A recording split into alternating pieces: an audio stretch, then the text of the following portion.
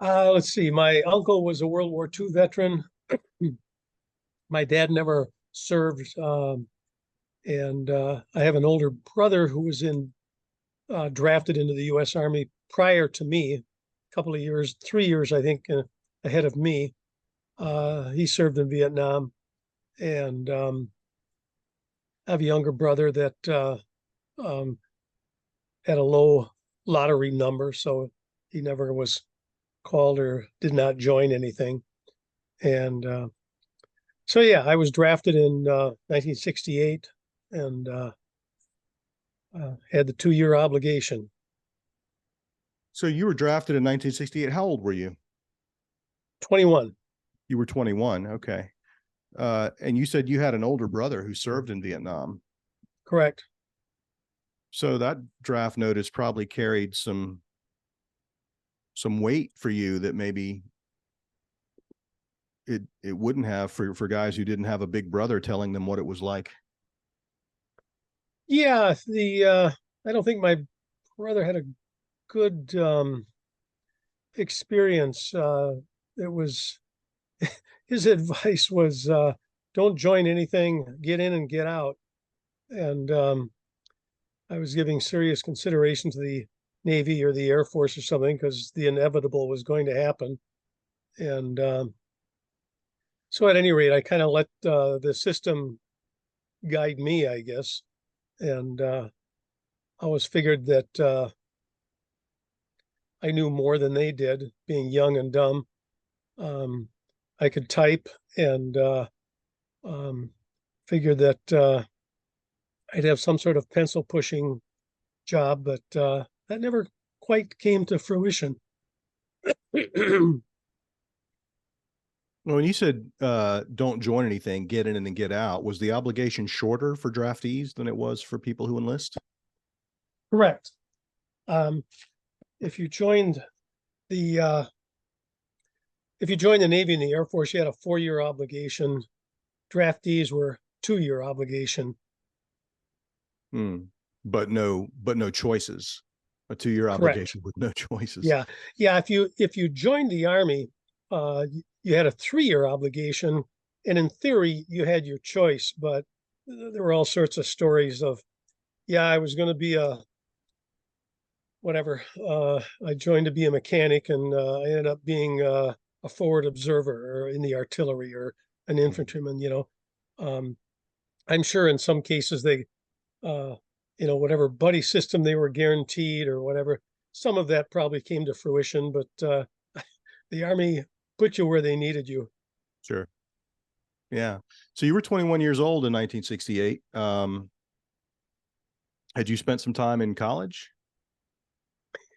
Yeah, I was doing pretty much what everybody was doing, trying to avoid the draft and the controversy of the times, and um, I went to a vocational school, a 2 year vocational school, and it worked. Didn't get drafted. I had a deferment, like so many guys. If you were in school, you automatically were deferred. Well, those 2 years went by, and the war was heating up even more before that, and it was really heating up in '68, and they were drafting people left and right. So anyway, I graduated from the technical school and didn't have the money or the smarts to go to a 4 year college to continue a deferment, and just waited it out and waited for that letter to come. Mm. And what month did it come? Or what month did you Uh, enter, I should say? let's see. I think it was in the summer months. I don't know, like June or July, something like that.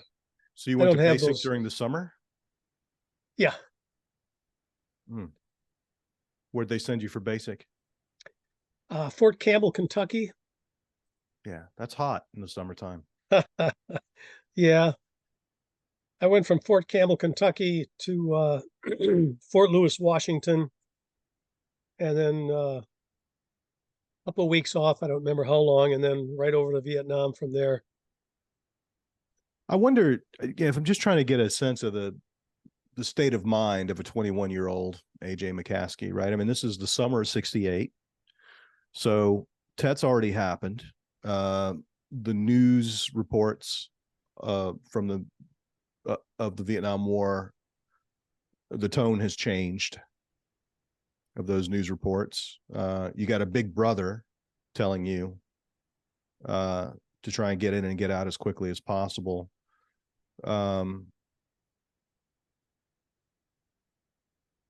You know, you answered the call when it came, but you know, you managed to delay it for a while. So clearly you weren't too gung ho to join up and go fight Charlie in the jungle. So, you know, how are you processing? How's a 21-year-old process all, you know, that what's happening to you? I think being there was a little bit of that, you know, go serve your country, but the peer group that I was with, it was very controversial. You know, there were some guys that were very anti-Vietnam, and there were some guys that were very much for it. And um, I think I vacillated between the two sometimes, but the inevitable, it was just kind of a feeling of, I guess it's going to happen. You know, there were certainly thoughts of some people asked me, well, why don't you go to Canada? And I said, well, you're never going to come back. You know, that you were a felon if you ran to Canada to avoid the draft, because there were a lot of people burning their draft cards and protesting, and it was a tumultuous time. And um, but you know, due to family and feeling of obligation, and I just kind of resigned myself. Well, I guess I'm going in. Here we go. Mm-hmm. Mm-hmm. So what month was it that you arrived in Vietnam? Do you remember? September. And had you had any training at that point that prepared you for Mobile Riverine Force? No, just a lot of weapons training. Everything from 50 caliber down to machine gun, down to a 45 caliber pistol, to everything in between.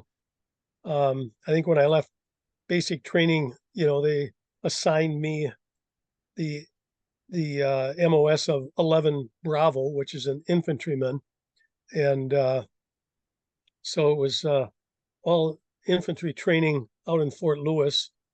There was some, you know, I don't want to use the word jungle training, but we were in the woods and kind of guerrilla warfare training, but it was pretty, I don't know, pretty loose. But there was no mud and crud, and I had no idea I was going to be in the Mekong Delta until after I arrived in Vietnam. And so being on boats or helicopters or anything like that, there was really no training with that. That was all, there's a very short bit of training in when I arrived in country. Um, I think there was a camp called Bearcat. Mm-hmm. There was a bit of training. Uh, it was like a extended basic training in a tropical environment, but yeah, nothing really with boats and mud and water and what have you. What do you remember about just arriving in Vietnam? I'm assuming you flew. Yeah, you know, it's interesting. My older brother that was there, I don't know, 3 years prior to me, he went over on a boat because it was early. Mm-hmm. Um, he went in, I think it was Benoit Air Force Base, and was one of the original people that helped carve that base into the jungle and Mm-hmm. create it. He was a mechanic, lived in a tent most of the time. And um, and when I went over, yeah, we flew over on a Braniff Airlines, and landed in I don't remember where we landed, but the oppressive heat and humidity was the most incredible thing. Anything you did, as soon as you started walking, you started sweating. And the incredible vastness of these bases, and seeing 100 tanks lined up and 100 helicopters, and the chaos and what's going on, and the dust, and yeah, it was uh, a chaotic, busy time to get off that plane and see the activity that takes in a war. Yeah. Yeah. So I'm assuming from there you went to some sort of repo depot and were assigned to the Ninth Infantry. Correct. Yeah, there were a few first couple of days were basically downtime, and there were some busy activities to keep us busy, but uh, we had a little bit of training, and then they assigned us, and off we went. I think on the trucks to down to Dongtam. And when you arrived in Dongtam, who was the first person you met?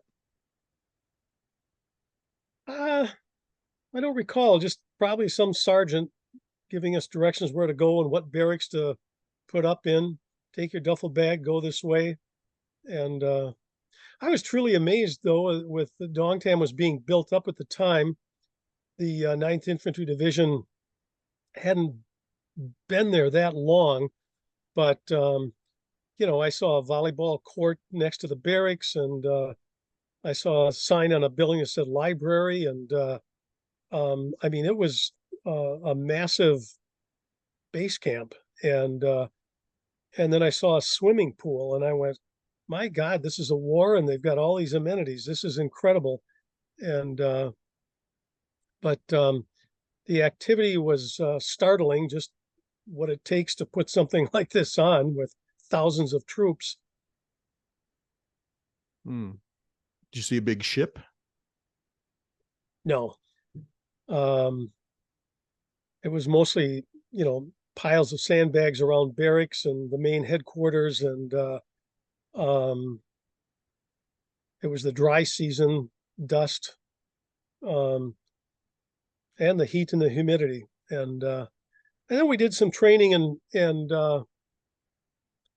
some briefing. I think the sergeant was telling us what to expect, and we went out on a couple of outside the perimeter of the Dongtam base camp for like an overnighter, and we were all green, and we'd go out and set up an ambush, but it really wasn't an ambush. It was just routine or practice, and then we'd come back in the next morning and be debriefed, so to speak, and the sergeant would holler at us, if you guys don't realize what you're getting into. He says, you made too much noise, you were this, you were that, you failed to do this, you failed to do that.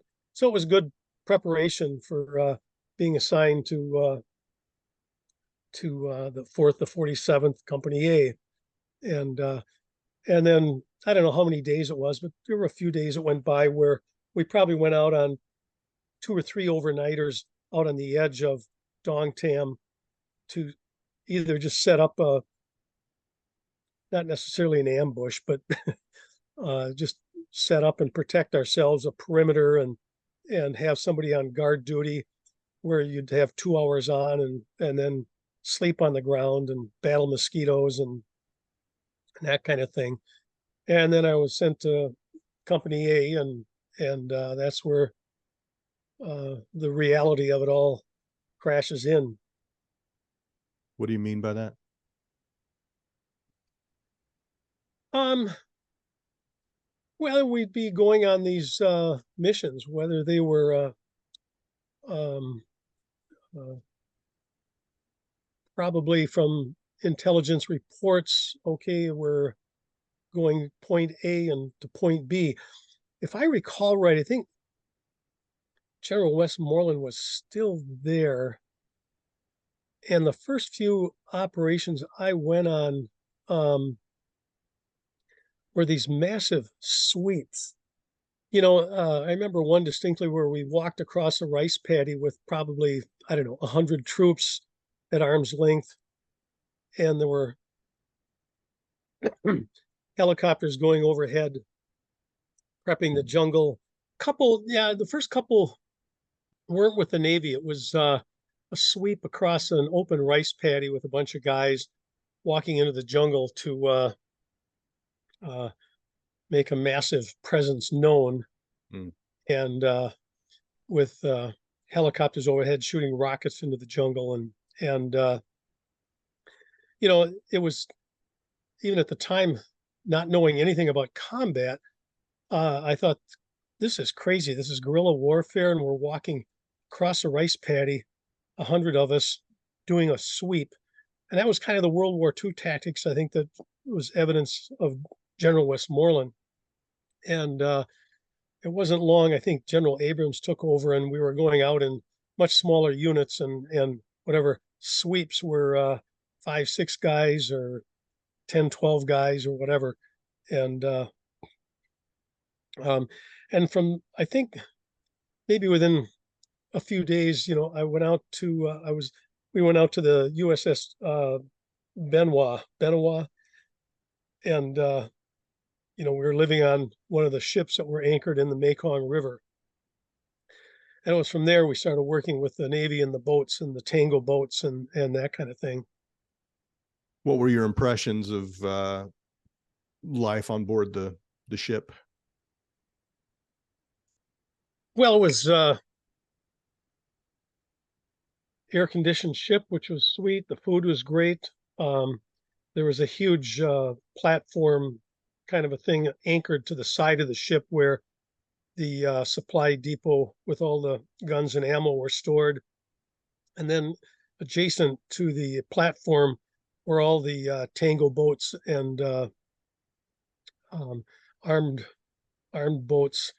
And so, the next morning we get up and put on all the flak jackets and helmets and go down on the platform on the barge there, and they load us up with whatever we wanted to carry: grenades, smoke grenades, 45 pistol, and then they were assigned.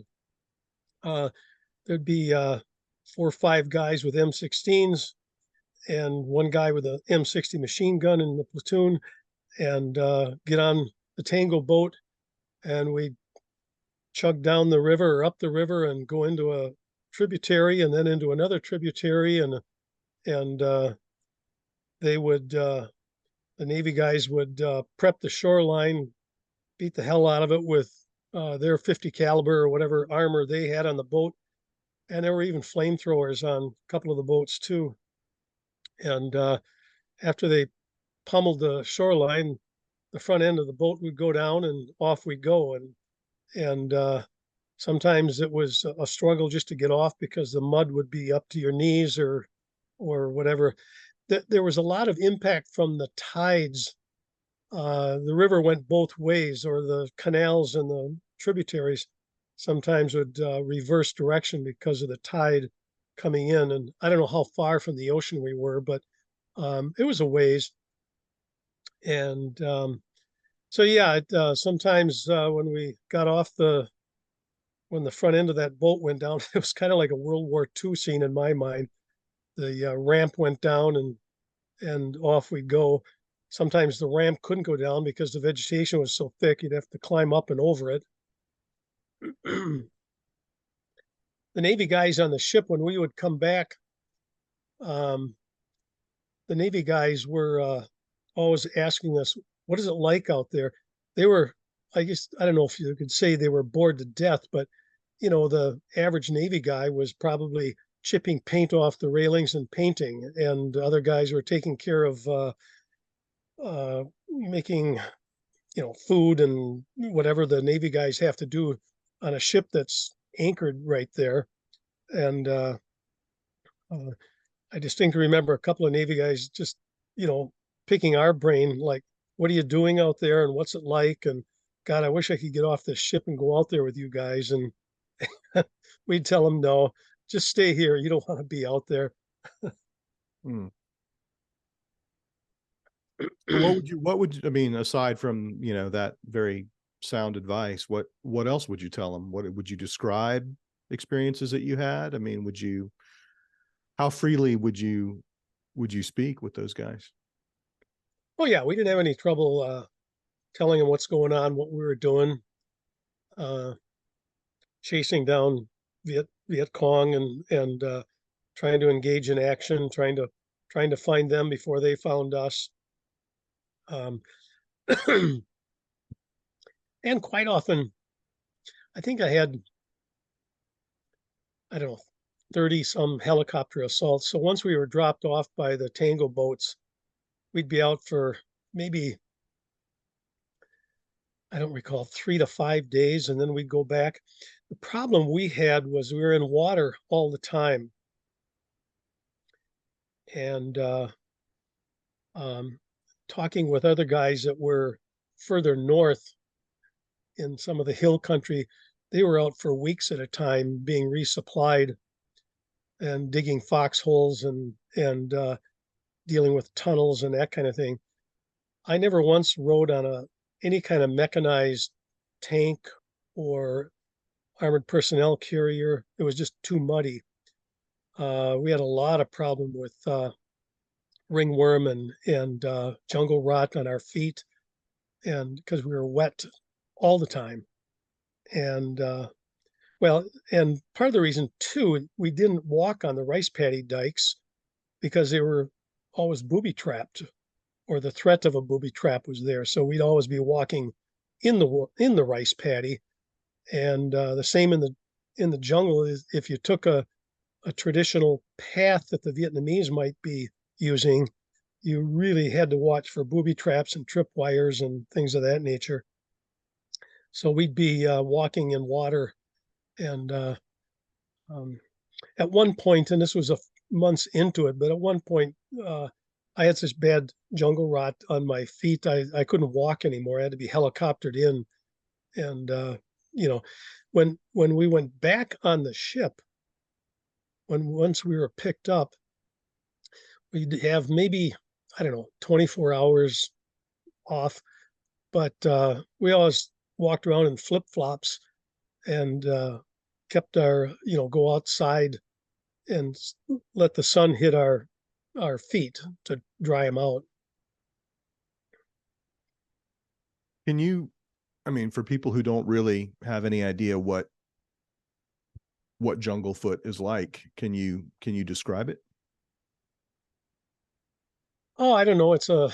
Looks like a reddish rash, and if you just if you're if you're well, if your feet are constantly wet and you're wearing army issue wool socks with combat boots, and at night you're afraid to take them off because you don't know if you're going to be hit sleeping on the ground.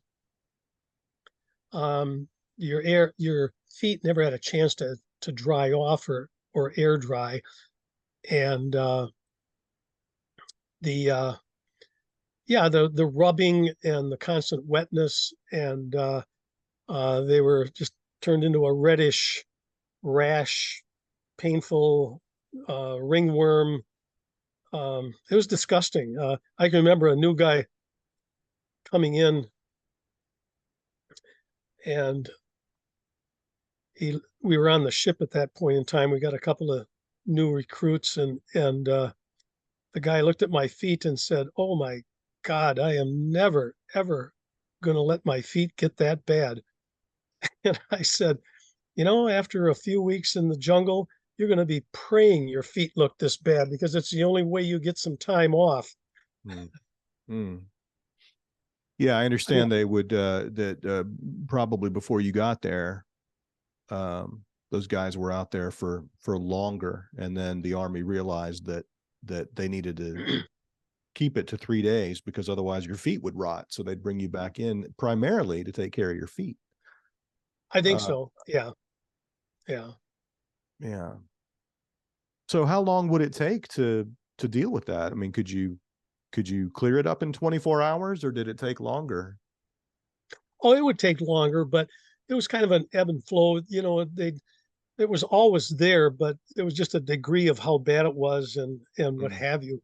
Mm-hmm. At one point, while I was there, they even issued us a small canvas booty with Velcro on it that they said, "Here, take your boot." Well, let me back up. Initially, they issued us 2 pair of socks. You're supposed to put one pair on and the other pair would be strapped on your helmet to dry during the day. So at night you could switch socks. Well, they don't work well. And then at another point in time, they issued us little canvas booties that had a Velcro strap on them to take our boots off at night and put those on in case we were hit or, somebody was ambushing us at night. And nobody wanted to carry those. It was extra weight, even though it was mere ounces, but weight was a big deal. And really, really didn't want to take our boots off because we'd get hit at night. You'd be sleeping on the ground, and if you had to move or whatever, you didn't want to be in bare feet. And these canvas booties we just thought was a joke. And there were those that the malingerers, which were a very small minority, but there were people that would just deliberately try to get it bad. There were guys that I had one guy shoot his finger off, get out of the jungle. Another guy was trying to overdose on Darvon, and another guy, you could get out of the jungle by volunteering to be a door gunner on a helicopter, or re-upping and adding another year to your Army obligation. They'd reassign you to a desk job or something other than being an infantryman. So, but there was that real camaraderie in that corps. If you were a malinger, you weren't appreciated in any way. It was like somebody lighting up a joint out in the jungle.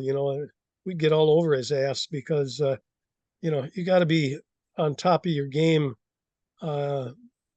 You can't be dicking around, and I mean, there's people out there trying to kill you. Yeah, and people are depending on you.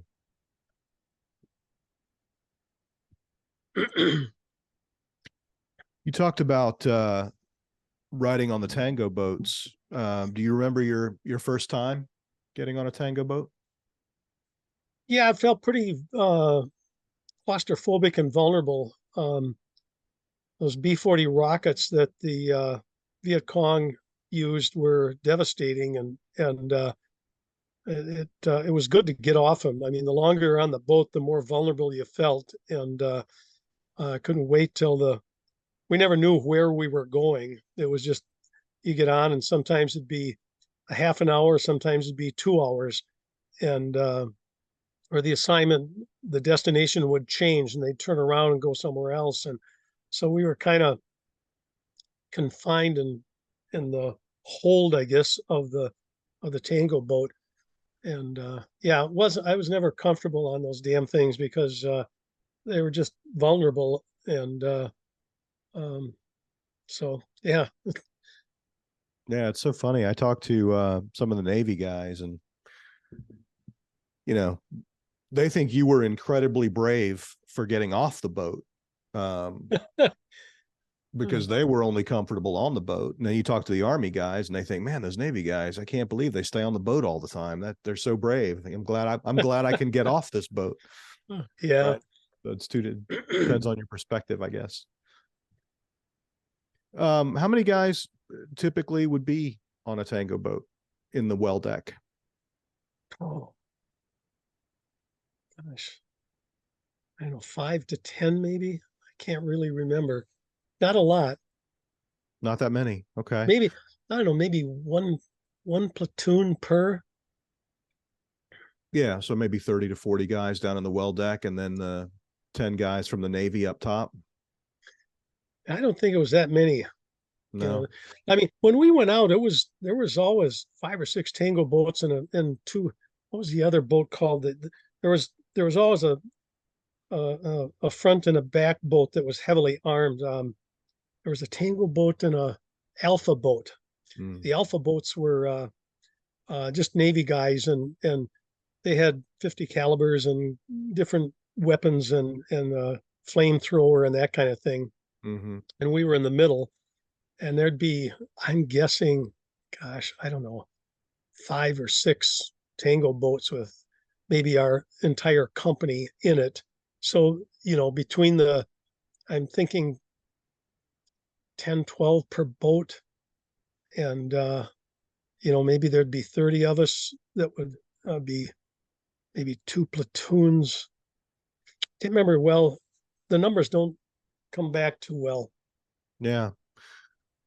Is there a particular experience that is still very vivid for you, of getting off the boat and spending 3 days in the jungle? Is there one of those operations that stands out in your memory? Oh, a number of them really, because they were pretty horrific. Yeah, very, very early on. Um, are you familiar with the term LRPs? They're like an Army Ranger. They were long range reconnaissance patrols. Mm-hmm. These guys would go out in groups of two, maybe three, uh, and basically spy or try to provide intelligence. They really did not want to engage the enemy, but they would go out and then radio back. There's a regiment here, a company there and then provide the intelligence of where the elusive Viet Cong were. Mm-hmm.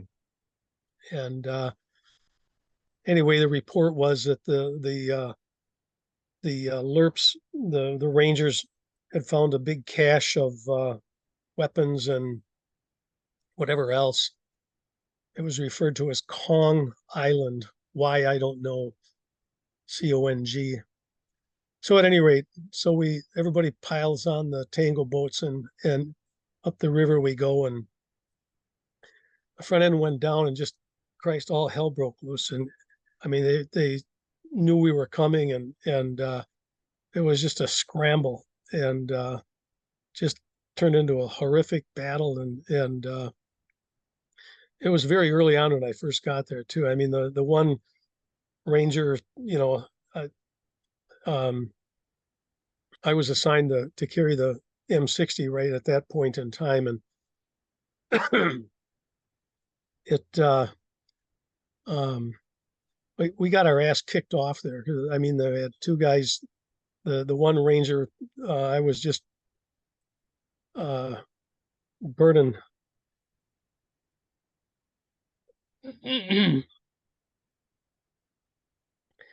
I was burning that M60 machine gun, screaming for ammunition. The Army Ranger beside me was killed. Radio operator was killed, and we managed to get back on the boat and get out of there. We just got our ass kicked, and that was early on. And so, yeah, when that ramp went down, you never knew what the hell to expect. Most of the time, Michael, it was, the ramp went down and there was nothing going on. Um, we'd go in and just, as we call it, we'd be humping all day, which is walking. And we'd just be walking through the jungle looking for anything. And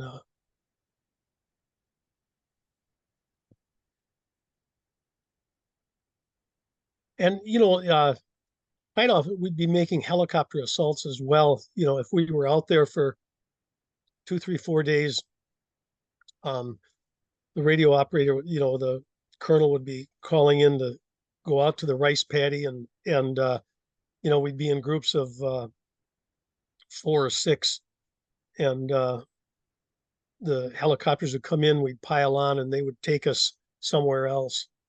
Um, the I think I remember we were all keeping track. I think I had 30 some, we call them helicopter assaults, because you never knew what they were usually taking you somewhere else to help someone else that was in a battle, or to surround an area, whatever the case was.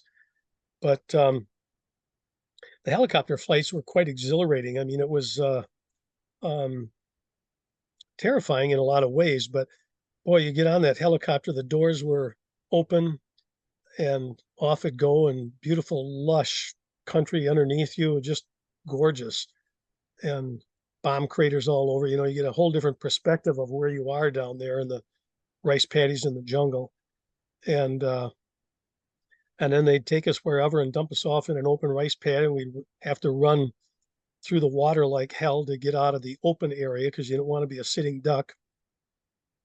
Regroup and do whatever the assignment was. AJ, do you mind if I ask a follow-up question about that operation that you described with the long range reconnaissance patrol? Sure.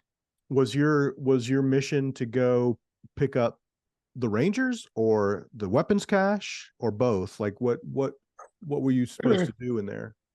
think the Rangers, somewhere along the line, the Rangers were with us. I don't know if they were on the boat or if we stopped and picked them up because they had to show us where to go. Ah, so you were And going that's how after the weapons cache. yeah. Okay. And um, yeah, I remember, trying to reposition myself with that M60 machine gun and burning my arm on the, wow.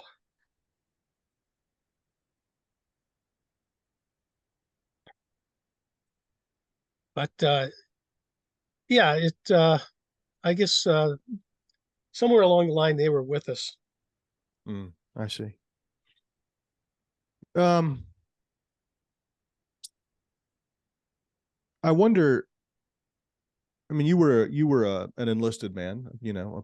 I'm guessing a pretty low level enlisted man, Hmm. Yeah. private first class, maybe. I was probably a E2 when I went over, maybe an E3. I can't Yeah, remember. I do remember, I made E5 a sergeant in less than a year in the Army, which is uh, really, well, not unheard of, but that's pretty remarkable. um, yeah, and to come back to the States as an E5 really put you in a better position because you didn't have to pull any details or guard duty or, crap details. You were in charge of somebody but yeah, being able to make that grade was great. I just wonder at that level, E2, E3, um, did you did you have friends on the Navy side? I mean, were the guys at that level around each other a lot? Did you were you buddies? No, it was pretty fluid. We were on different Tango boats almost every time, so you'd see different Navy guys on the Tango boats, and on the ship, I don't know. I guess maybe we hung together more. So, I mean, we might befriend some Navy guys, but I don't recall, being best friends with any Navy guys. It was pretty peripheral in a lot Hmm. of ways. Um, So who were your uh, buddies while you were there? all the guys in my platoon, uh, yeah, the lieutenant and um, just the guys that we were with. Well, keep in mind there was a constant rotation. The engagements that the United States was involved in, like Iraq and Afghanistan. So often, units in communities would go over in the whole group together, Hmm. and they get this grand send off because they all train together and they're all in the same community. In Vietnam, you had a 1 year obligation, and there were guys going in and out regularly, be it because their obligation was up, or somebody got wounded or killed. Um, so we weren't there for a whole year together. I mean, there were guys that I was there with months and months together, Hmm. but I think there was only one other guy that I was in Fort Lewis, Washington with that uh, we went to the Ninth Infantry. So it was already being split up. Hmm.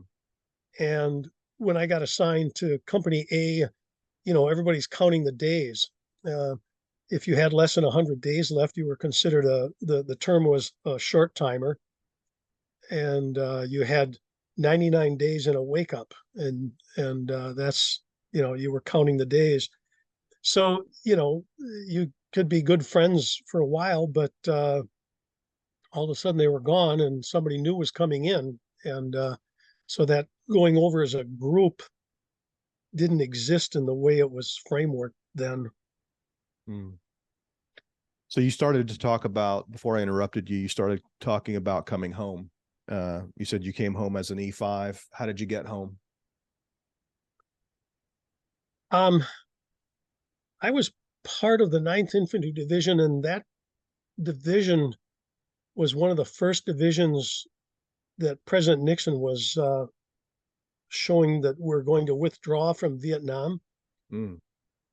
And if you had 10 months or more in country, you'd be sent back. The guys with less than 10 months were just reassigned to somewhere else in the country. Mm. So they were withdrawing the 9th Infantry Division and making a big deal of it that, we're withdrawing our troops from Vietnam. And really, the 9th Infantry was withdrawn from that area and reassigning it to the ARVN, the Vietnamese troops. And so at any rate, I had roughly 10 and a half months in country, was able to get on a plane and come home. I actually That was spring of '69, I'm guessing. yeah, it would have been July, I think, July of '69. I see. I think I went over in September of '68, came home in July, August. Yeah, it was a little over 10 months that I was there. And yeah, so I got I guess you could say an early out. I was counting the days, obviously, but all of a sudden uh, we're withdrawing. And I got the last R&R, and I'm sure you're familiar with what an R&R is, or as we refer to it as I&I, intoxication and intercourse. But the R&R, I was, a lot of guys, as soon as they qualified, they would take an R&R just to go take a break. And I waited because I did not want to come back into combat. And I waited till the very end and almost didn't get one because of the withdrawal. I think I might have gotten one of the last R&Rs in my company because I started bitching that, wait a minute here, I've been here 10 months and I'm not going to get this. And I managed to go to Australia for a week and bust out. And oh my God, that was a relief. So when I got back from my R&R, You must have been a single guy. You weren't married. very true. You bet. Yeah, because Yeah. the married guys went to Hawaii, right? For the most part. Yeah, for the most Yeah. part. Yeah. How'd you like Australia? Oh, it was great.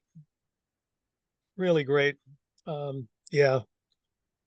Met a gal and whatever her background was, spent the whole week with her and Hmm. she showed me around and it was just, uh, well, as beautiful as Vietnamese women are, they're small in stature and petite. And I got to Australia and my God, to see a buxom, full endowed woman was like a dream. So when did you? So you said your R&R came sort of at the last minute. So you after that, I'm guessing you didn't have much more combat before you went home. I don't believe so. Probably, um, I think they were withdrawing the troops and it was basically kill some time in Dong Tam before coming back. Okay. Can you can you describe for me your re-entry into the United States? Where did you land and what was it like? Um, let's see. We came back. We refueled the jet in Alaska, and I think we landed in Fort Lewis, Washington. And then I flew to maybe Chicago and then Oshkosh. And my it was a delightful uh, come home because my parents didn't know I was coming home early, and so I thought I'll just surprise them, and it worked. Literally walked in on them. Mm. You know, everybody had that 1 year obligation, and they were probably counting the days as well. So that was a delight. And it was you know, the I think I went out, you know, I came home. You had to have your uniform on to fly. You got a cheaper deal if you were in the Air Force or in the Army or in the service. And I think I went out to a local bar that same day with a friend because I called him up and let him know I was home. And after we went out, I took my uniform off and did not put it back on until I had another 6 months obligation yet to finish that 2 year tour. Um, you know, the haircut was very obvious that you were in the service because of the long hair style at the time. But wearing the uniform wasn't something that you were, um, I don't know how to describe that. I wasn't worried about being attacked or mocked or anything, but it just wasn't like patriotic cool to wear the uniform. Hmm. But it was a sense of relief and some wonderful downtime. Yeah. So your last 6 months, where did the Army send you? Fort Hood, Texas. Hmm.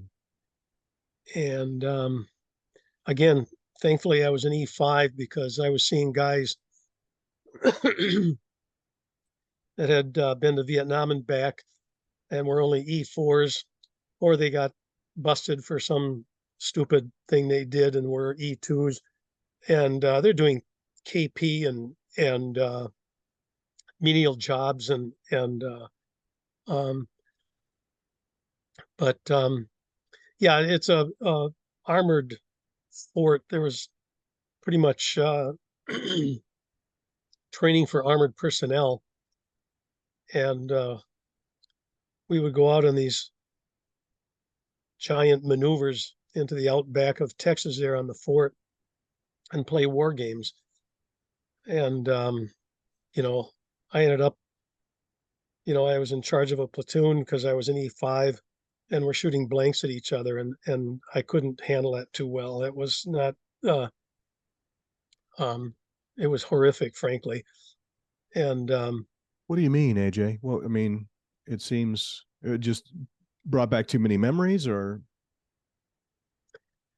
yeah, you know, um, I was basically helping train guys that were on their way over, mm, and which was fine, but uh, we'd have to go out and set up an ambush and try to sneak up on each other. And yeah, that was not that was not comfortable at all because been there and seen the results of live action and combat. And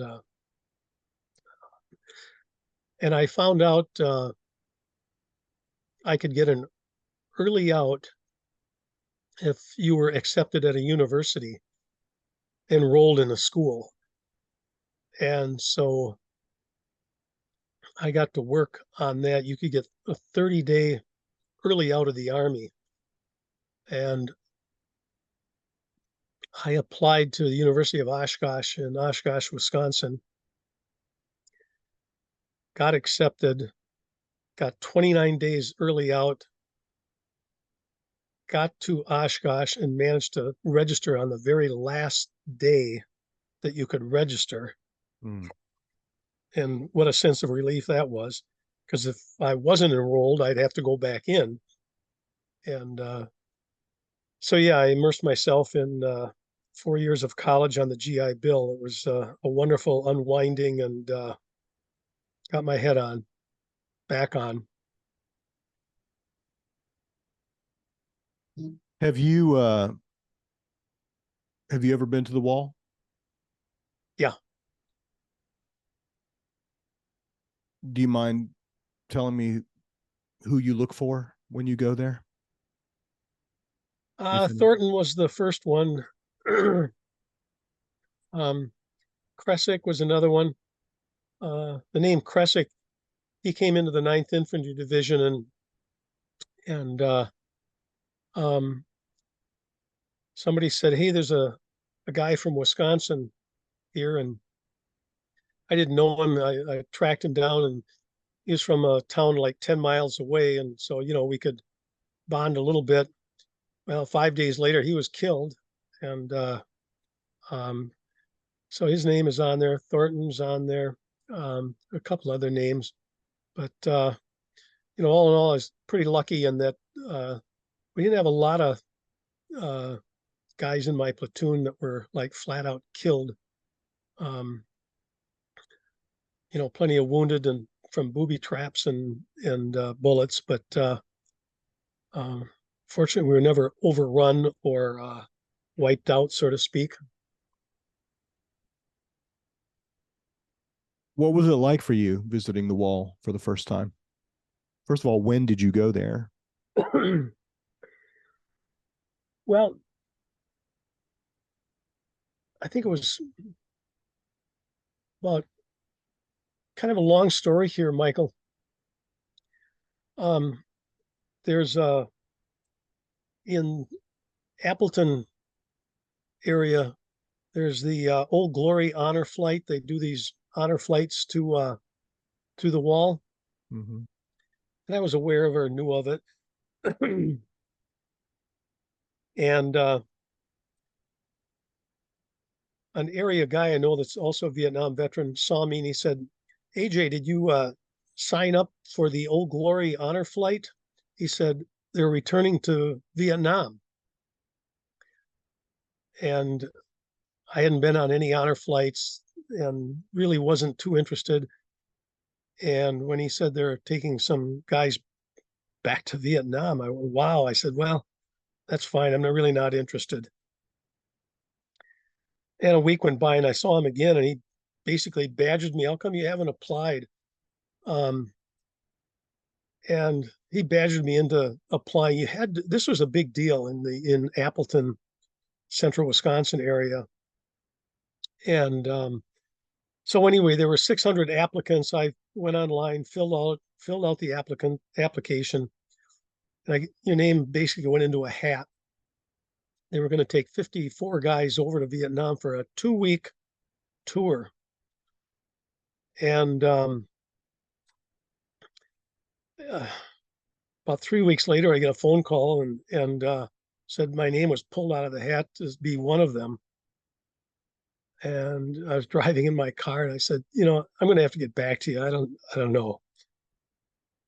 So I went to the VA and talked to a counselor and talked to my wife and my kids and all that kind of thing. And everybody was encouraging, said, you ought to do that.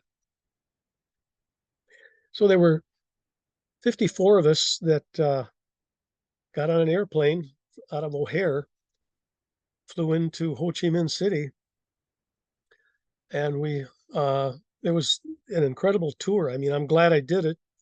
Um, it was super well organized. They had military historians with us that explained a lot of things that, you know, uh, about different battles. We had Air Force, Marines, Navy, um, and all different occupations in the Army. Um, so we went from the Mekong Delta, where I was, on a boat tour and saw Dong Tam. Uh, we weren't able to get real close, but it's um, there's guards in front of the gate, and they said don't take any pictures and that kind of thing. But our bus went by it, and then we toured all the way up through Da Nang and the tunnels, and ended up in Hanoi, where saw the area where John McCain parachuted down into the pond and came back. And yeah, it was something. And we had a Green Bay TV station. There were two guys with us that documented the whole thing. The honor flight people created a book, Return to Nam. What year was that trip? 3 years ago. Oh, so not that long ago. Yeah. Oh, that's amazing. Um, um, so anyway, after that, um, I was in contact with one of my best Vietnam buddies in San Francisco, and we all agreed let's we had never had any kind of a reunion. So there was about a dozen of us that met in Washington D.C. for a few days, and that's when and how I went to the wall with the guys on our own. It wasn't an honor flight or anything like that. So your And first time visiting the wall was just 2 or 3 years ago? yeah, Wow. And you were with guys who had been your buddies in Vietnam. yeah, yeah, Can you talk about that a little bit? Just that experience? yeah. It was well, you know, pretty emotional and um, a lot of war stories among ourselves, and all of us had our wives along as well. Um, so that was great. And but there were a lot of long evenings at the hotel out in the veranda, where uh, our wives are over on separate tables and talking and probably comparing notes, living with a veteran, and then us guys who hadn't seen each other in 50 years and talking about different events and battles and what have you, and basically catching up and um, so yeah, it was a very rewarding, emotionally uplifting, reliving some of the, and there's a lot of dark humor when you're in life and death kind of situations when it's all said and done. Uh, it's part of, it's nothing new or different, but everybody takes it seriously, but jokes about it afterwards to keep the sense of humor going. Well, AJ, is there anything we haven't talked about that you feel compelled to share with our listeners? What do you want them to know about the men who served in the Mobile Riverine Force? Well, it was a unique force. It Working with the Navy was um, incredible. It was an incredibly different environment than most of the people in Vietnam. Mekong Delta is the breadbasket of Asia, and being able to work with the Navy and try to make things happen there was a vastly different experience than those that were serving up north with mechanized uh, machinery and such. Um, and Yeah, the sad part, I guess, whether it's Mekong Delta and working with the Navy, is the realization that the civilians are always caught in the middle. And I can't tell you how many times, you know, we'd see civilians every day, mostly women, children, and old men. But the guys that were further north, they'd go days and days without seeing anybody.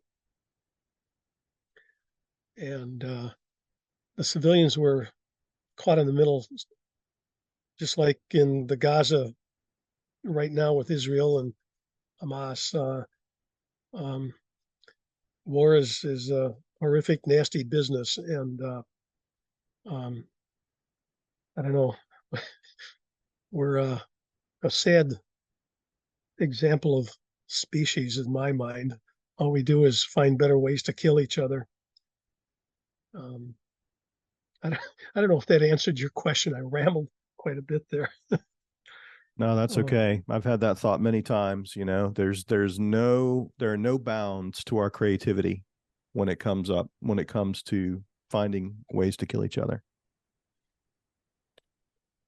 yeah, when you've got a mama san coming up to you, screaming in your face, F-4 Phantom jets coming over our heads, dropping napalm, and civilians are streaming out, and we're in the middle, trying to get the enemy, and it's a crazy, horrific time, and we haven't stopped yet.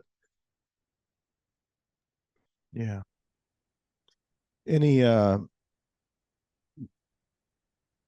forgive me if this is I mean, obviously it's none of my business, but I'm wondering whether you had any health issues later in life as a result of your service.